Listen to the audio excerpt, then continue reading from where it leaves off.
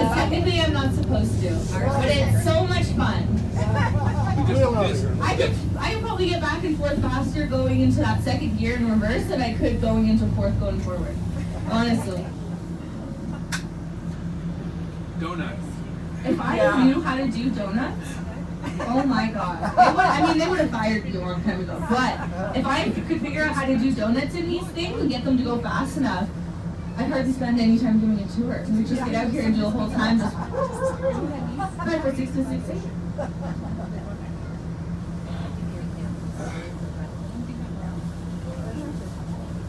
10, 13.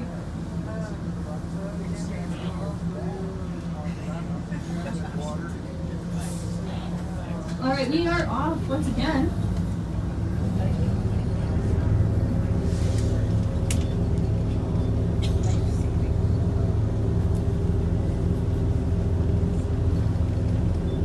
How much diesel does this thing hold? How much diesel? So we use the dyed diesel. These shuttle buses just take regular diesel, but these guys, if I do an average 8-hour day, depends on the bus. So these guys guzzle up a little bit more than the newer versions. I think the newer ones, on average, I'll put in like maybe 50 liters a day for an 8-hour day. For these ones though, I would expect it to be closer to 60. So like better than I thought. When I first started driving these, I thought that they were using up a lot more diesel, but still quite a bit, obviously. We fill them up every single day. The tank can hold like hundreds, but just in case, we fill it every day at the end of the day, just because one year, someone drove for 3 days straight, and they did like 8 tours a day, and they didn't fuel after any day, and then the bus ran out of fuel halfway through a tour. So now we have protocols that say we have to fuel every day. Top it off every day. It also makes it so you're not standing there fueling for very long. It's like maybe 3 minutes to stand there and fuel, which is nice, instead of waiting like 20 minutes to fill up a full like 300-liter tank.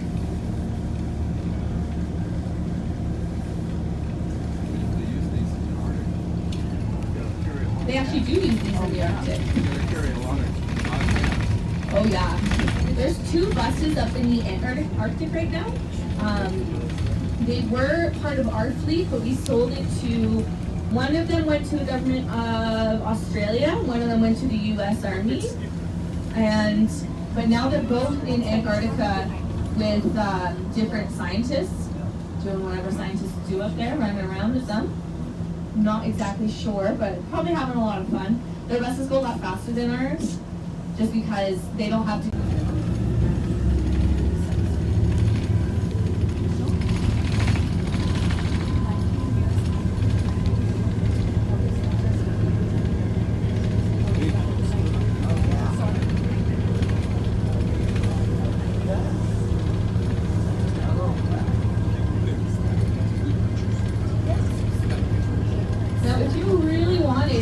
Definitely add one of these buses to your collection, as long as you got a spare $1.5 million hanging around. That's not even including the tires.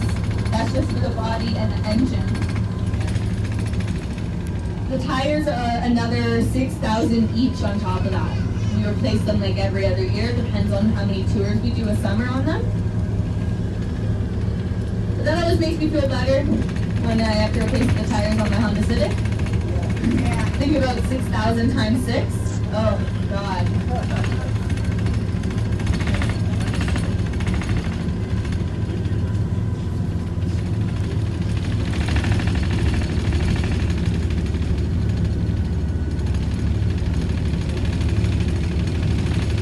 So all along the left-hand side here, in between us and the center, we have these big piles of rock that are all actually technically moraines. So we have push moraines and recessional moraines there, and they're outlining different areas that the glacier grew or receded to at different points in its time. I like to think of as moraines as like a bookmark that the glacier has left behind as it's receded back. But you can see there's like a mixture of both of them. So depending on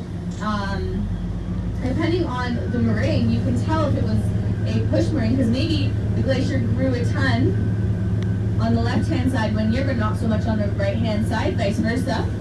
So all along the valley on the left, those are just outlining different growth periods or recession periods that the glacier went through. And then all the way at the end, in the lower parking lot of the Discovery Center, there's something called the terminal moraine that outlines the furthest point that the glacier ever got to, which would have been around 8 kilometers in length at that point. Now it's just under 5 kilometers.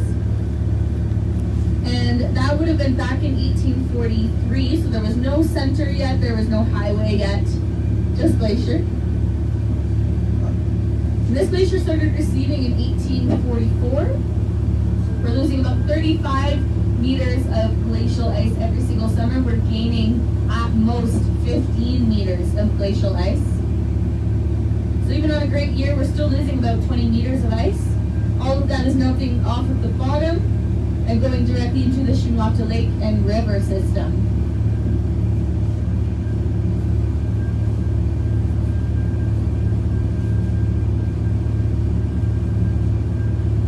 So of course there's no secret that this glacier is rapidly melting. We have about 50 years left of the Athabasca Glacier. Then the only thing that will be left is the ice-cored moraine because it has that rock on top of it protecting us.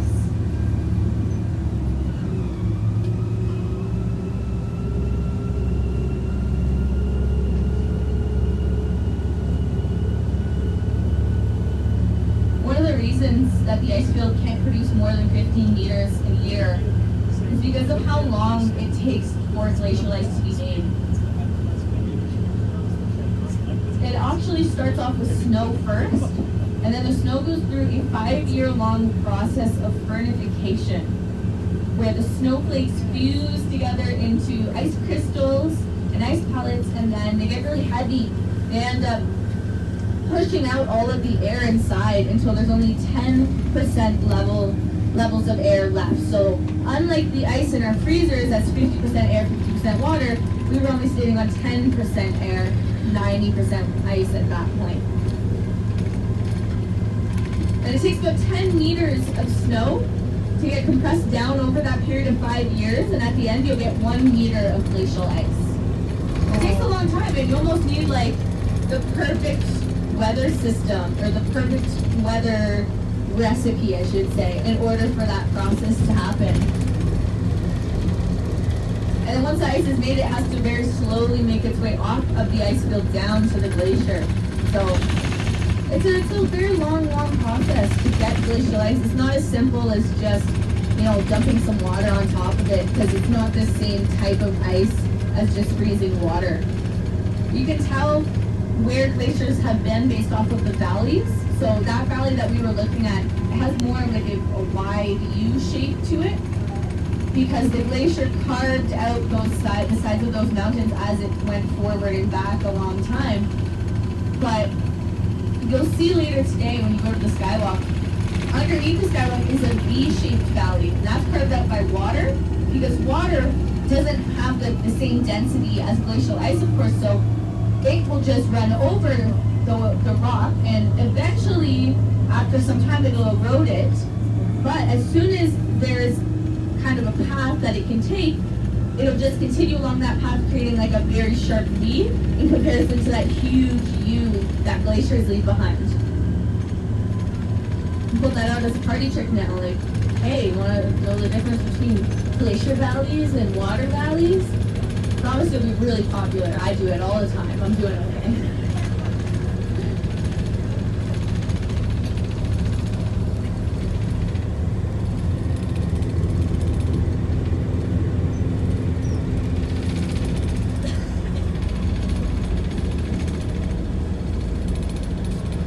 So I know that some of you guys are with Sundog and some of you guys are with Discover Banff, right?